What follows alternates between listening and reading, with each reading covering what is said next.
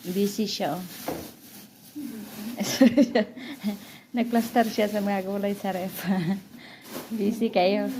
Busy kayong mga in charge.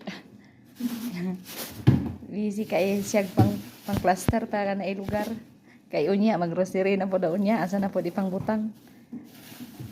Hakot lang nga hakot. Palit lang nga palit. Niya ang katulong po, dasok lang nga dasok. Kaya di ang i-arrange na. Ana siya kabutaan.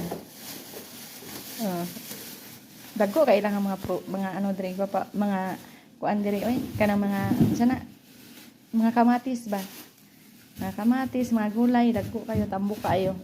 Abot sa ilang lugar dire init man pero ang mga gulay nila tambok man, dagko man. Busy kay siya.